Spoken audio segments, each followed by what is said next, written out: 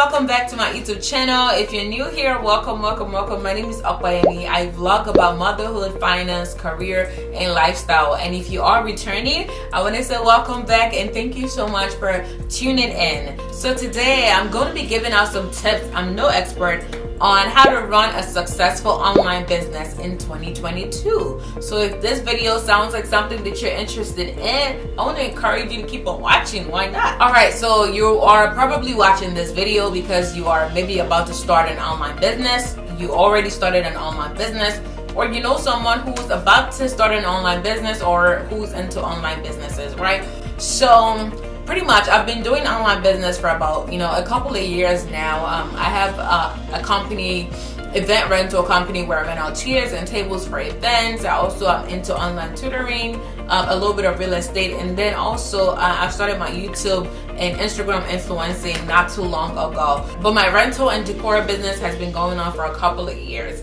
So I'm not a guru, I'm not an expert, but definitely I can tell you some of the things that I have learned so far, maybe that are working, and some of the things that maybe I wish I kind of did better. So the first tip is definitely that I would advise you to do if you want to run a successful business in 2022 online is to niche down. So niching down pretty much means that, like choosing a category, right? A category is something that you want to be known for. Like for instance, right, I vlog about motherhood and lifestyle, and I also incorporate finance and career because that's who I really am.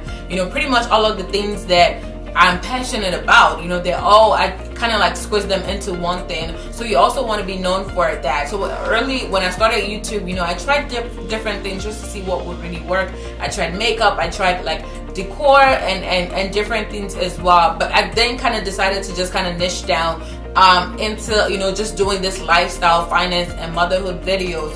And I also want to encourage you to also maybe kind of test the waters and see. But once you eventually find that sweet spot, I think you should just kind of niche down and stick to it. So if you want to be known for food, cooking, if you want to be known for finance, if you want to be known for lifestyle, if you want to be known for fashion, if you want to be known for faith, I would encourage you to niche down so people can find you. It's easier for people to find you when they know what to expect from you, as opposed to when it's like you're all over the place.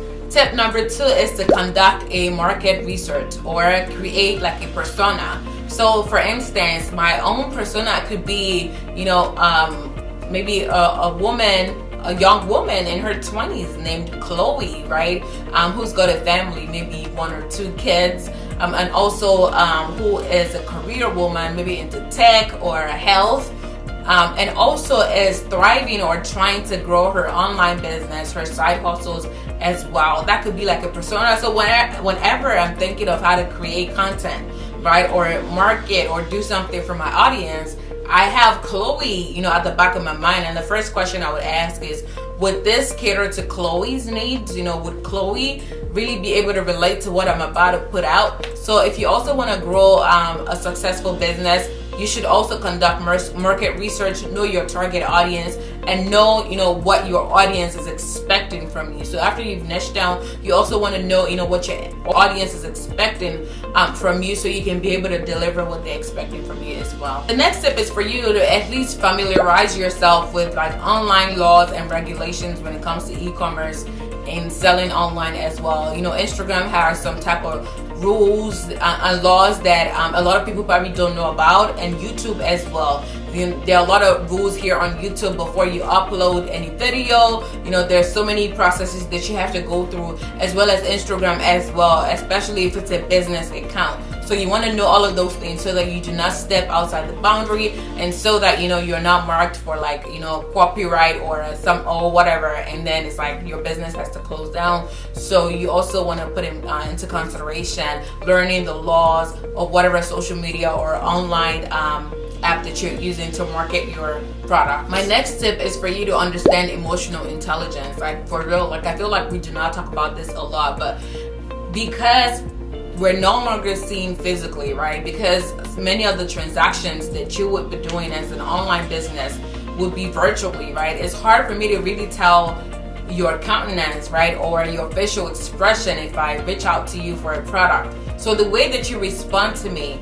as a customer, as a client, is very, very important, right? You cannot put your emotions into your work. No matter how you're feeling, no matter who pissed you off in that moment, when it's time to work, it's time to work. So you've got to respond to your clients and potential customers with emotional intelligence. You've got to be respectful to people as well. There will be people who probably piss you off. That definitely, it does come with a job, but then your ability to, control your own emotions and constantly be that person, who's like in control of the emotions. You don't want to play some type of Will Smith, I don't know, with people. Like, you can't do that, right? We've got market to sell, right? And I'm not saying anybody should disrespect your family. That's not just what I'm saying. I'm just saying that you've got to be in check with your emotions, right? Because we're no longer seeing each other physically, so it's like however you respond to me is pretty much my first impression about you, and that would determine if I'm gonna go with your product or not. And then my next tip is marketing, right? There are different ways that you can use to market your online business. Social media spaces are gradually transitioning into videos, short videos like TikTok and Instagram as well. So you see the IG reels, you see a lot of brands and businesses. So it's good for you to also get in that creative space or get people who are creative around you to help you get into that creative space where you can create reels about your products, about your brand, and so that you can be able to reach wider audiences. So Instagram is definitely recommended brands and companies to create more reels, because that would then help, make the algorithm push out your products, your page, and then more people get an awareness of your product as well. So marketing strategy is definitely one tool you want to have under your belt. My last tip is for you to keep an eye on your analytics, right? So it's very good for you to always review how well you are doing. It could be through IG. You go through the analytics page and see how the algorithm is favoring you, see what people like, how many people are saving your products, in collections, how many people are liking, how many people are commenting, and where are they also commenting from, so that way you can kind of, maybe focus on that area wherever that traffic is coming from as well, or whatever people are saving in collections. You want to make sure that maybe you also start to work maybe a little more on products that people are more interested in. So that's just it with online business. Sometimes we put out certain things and sometimes people want other things, and we just got to be able to keep up with the trends also. But then if you are able to get online business right, trust me, it's the best.